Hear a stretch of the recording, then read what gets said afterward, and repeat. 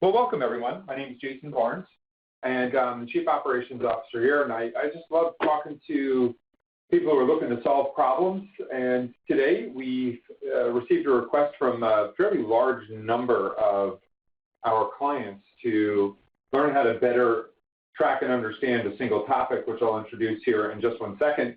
But with me is Jessica Pancoast, who is the head of our training and help desk teams. So we're going to be co-presenting this particular one today. And to start off with, we'll define the feature / the problem that we're trying to solve. When a patient walks into an office and agrees to a particular care plan, there are three ways of handling this particular incident, right? They can make payments as they go, co-payments, whether or not they've got insurance or if they agree to an all-cash plan, they can do that. It's not a problem. Jess, I would say we've got lots of practices operating successfully in this particular model, right? Yes. Not an issue. But then the next two can help us run into a problem or two. As patients prepay or have recurring payments for their treatment plans, there are three scenarios that our doctors can find themselves in. One, they can be in a state that doesn't even allow this, as I've listed here as our second item. Some states require separate accounts, but any way you look at it, regardless of whether or not you can or can't take prepayments, if you have one, you have to track it. And I'll start with, well, I will quote, I didn't write this quote down, one of our doctors who said, if I was to die tomorrow, Jess, correct me if I'm wrong, if I was to die tomorrow, I need to know how much I owe my patients. And so that is the correct quote?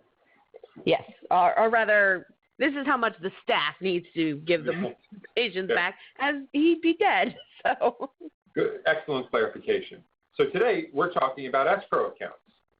Escrow accounts represent the money that a patient has paid for their services that an office has not earned yet.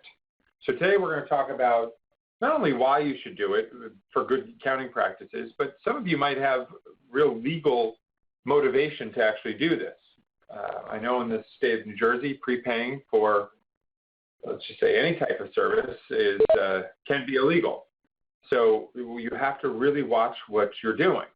But in most areas, there are lots and lots and lots of patients who prepay or set up recurring payments to pay for their care with the doctor's office. So today we're going to talk about how to solve that problem and what is that we can do to help you keep track of it so that you can do a few things. And to cut to the chase, if you've got a bank account that's separate, you'll have to keep X number of dollars in that account. If you don't have a separate bank account, for balancing reasons, you need to make sure you keep at least a certain amount in that bank account to cover the credits. I'm not a tax expert. I'm not a compliance expert. You can always contact one, but they will share some information that you do need to keep a certain number of dollars in your accounts to cover the credits that you need to for patients that you have not yet rendered services for, but have money on the books. So today we're actually going to get into some of that information.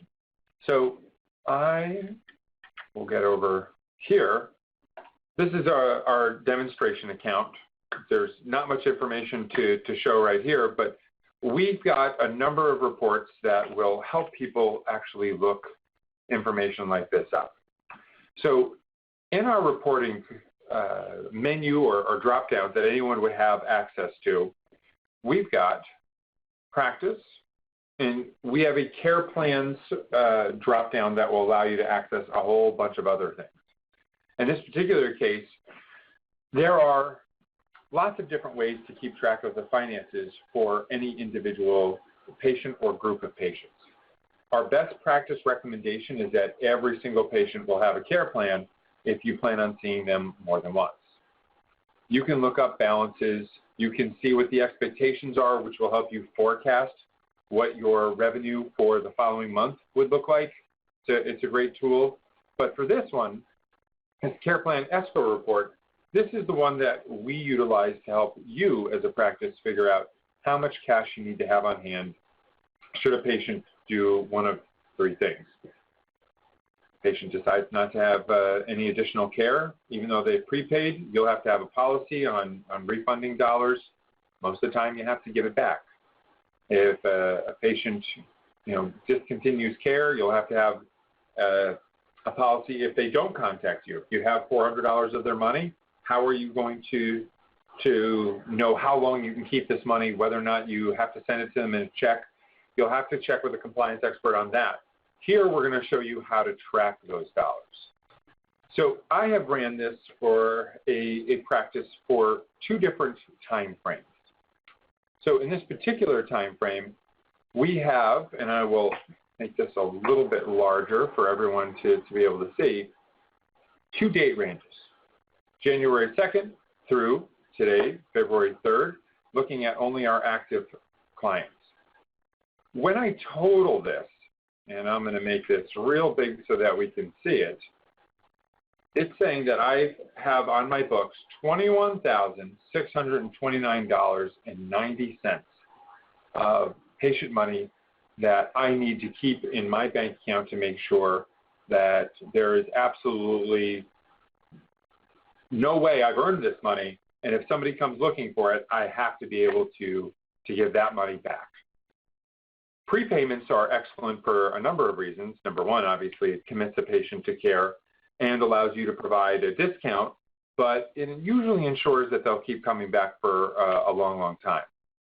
If I look at my inactive, and we were to run this, you can then see if there are any patients that have been discharged that you owe money to. And obviously, if you look at all, you'll be able to see all of the patients that will need to get some type of money back. And this is really where it comes down to you as an office to have those policies in place for what happens if a patient either chooses to discharge themselves by not showing up anymore, or if they actually voluntarily tell you that they're not going to come back for care. But notice I'll run this for the same exact practice for a much larger time frame, October 1st through February 3rd. Talking about $55,000. This is a representative of a fairly large practice. This particular practice has a policy that's twofold. For their cash patients, they're actually going to take money up front, but they're also out of network with a lot of insurance companies. One of the best practices that they have adopted is to take money for their Blue Cross Blue Shield out of patients up front. This is a recommendation I have for anyone and everyone who will see a payer that will send payments directly to a patient. Not necessarily an easy sell, but in this case, they kept getting burned by the fact that patients would get the money. They've got a portion of their care. They don't complete the care, and they keep coming back in, and you don't have a way of keeping track whether or not the patient owes you money. But if they've prepaid, they'll be sure to either keep the money that's sent or settle up with you to make sure that they only paid for their care that was necessary. Obviously, discounts come into question here. Without this type of report, though, there's really only one other place that you can look in the system, and I won't open it up right now, but I'll show you how to actually find that, is you're able to go find patients with credits due. Those credits, Jess, can come from a lot of different places. I'm sorry? That's accounts with credits due is claims with credits. You want to actually go up to account balances. Well, I actually wanted to make the distinction between the two, which you're doing a great job of. You know, accounts with credit due could have people thinking, all right, I can just use this particular report. If a claim comes back and has a smaller patient responsibility on it than was originally anticipated by the doctor or collected, this will show under an accounts with credit due. Correct, Jess? Right, yes. If there was patient money that was applied and then insurance reprocessed, for example. Anytime a claim ends up with more money on it than was actually due, that claim will show up under this report. And then account balances. Account balances, and I will click on this particular one, brings up a report, and I will make this a little bit smaller. And you can choose to utilize this report for, credits, balances, or both. I'll click just credits here, and we'll generate a report. And I'll make it a little bit smaller so you're able to see what the entire report looks like. It will bring up all of the patient accounts that money is owed. What's the difference, Jess, between our care plan escrow report and our account balance report? The care plan escrow report is only going to show you patients who actually have a care plan set up on their CP tab in their account. This report, where you can run it by credit on the patient account, it is showing all patients, whether or not they have a care plan active or inactive. It is simply looking at the balance on the account. Is it a credit or is it a balance? And it will appear in the list depending on which one it is. Perfect, thanks. So at this point, a patient walks into the office. They sign up for a care plan and they prepay their entire, let's just call it in this particular case, $3,800 balance. They're prepaying for all of their point of sale items. They're prepaying for all their office visits, x-rays, every single bit of care. And you offer them quite the discount. This $3,759 could be representative of, hey, you filled out your first visit and this is the balance that's left over.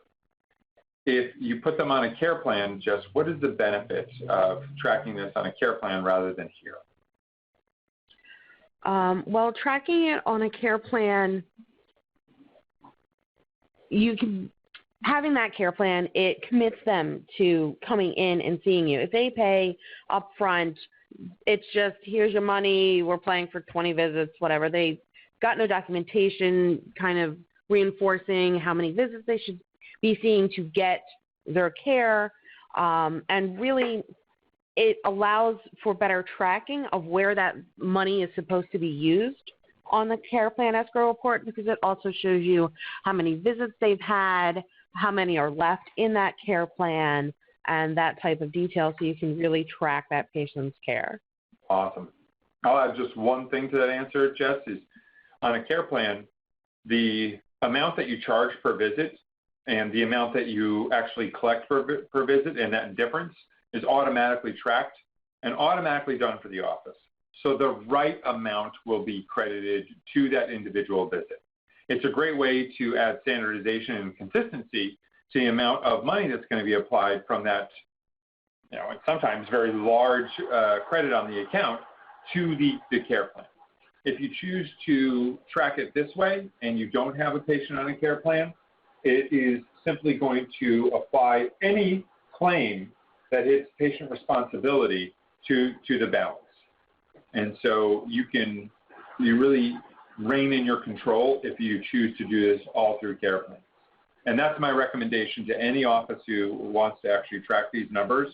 You have to be able to do it through a care plan if you want the best results. Otherwise, it can become a real manual accounting. Just as it overstating it to call it a nightmare if you choose to do it without a care plan? It can be that way, especially if you have a lot of patients prepaying, and then all you're seeing is these balances on their, or rather credits on their account, and you're not sure why. With the care plan tracking, there's that additional information. Oh, they're supposed to be being seen for 36 visits. We have the notes in the care plan tab that allow you to enter in additional information such that they prepaid, or maybe it's a reoccurring payment that they're making every month, that type of information. Okay, and to wrap up this topic, I'm going to give you a little bit more information on the actual care plan escrow report as opposed to the whys. It will give you the total number of visits, the total number of cash visits, insurance visits, and care plan amounts that are to date in that care plan. So when you look at the total patient payments due of this particular line item of $618, the patient payments during that care plan, you can see that they should have paid $618. The patient payment during the care plan has been $103, and the amount in escrow is $25.75. So this particular amount here is negative. So this allows you to really understand what's happening on each line item, as opposed to at the bottom here, where you can say, all right, how much money do I have to have active and available in my account should I have to give all of this money back? So our recommendation, if you're on a monthly health check and you have additional questions on this, ask the questions, make sure that you're staying compliant. If you don't know if you're in a state that requires a separate escrow account, I found that there is no single website that will get you that information for all 50 states, but I know, for instance, California is a state where you have to have a separate escrow account for monies that you haven't earned yet, and you have to keep the money there, and then you can, quote unquote, pay yourself when the services are rendered and settle up on a regular basis, or in real time if that's something that you have the time to do. So in this particular case, we're looking at a fairly large amount. You can run this report for your entire tenure of using our particular system, and it will give you all of the information for, let's just say, active patients. You are still going to need, and I'll recap one more time, policies in place to make sure that you stay compliant.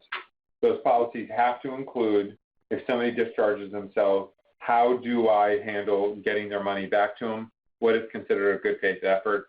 Somebody walks in and says they are going to discontinue care, you'll have to stay compliant, you'll have to have your written down policy of how you're going to handle that so that you're consistent from one patient to the next. And I will open this up. Jess, do you have anything to add before we open it up to anybody who has any questions? The only thing I have to add is the fact that this report does run off of the start and end date of a care plan. So you do want to actually use those fields and put realistic dates in there. Otherwise, you're going to have to run this report till the end of time in order to find those patients that you put in the end date of 1/1/9999. That's a good distinction. So we'll open this up. If anyone has any questions, feel free to type them in, and we'll tackle them. And in a couple of minutes, if there are no questions about anything else on this particular topic, we'll open it up to anything else. And for anyone who does not see the chat list, there will be a button up at the top left of your screen that says Show Chat, if it's not already open for you. I see a lot less total prepayment recently in the system for our practices, and a lot more people getting on the recurring transactions, which to me isn't surprising.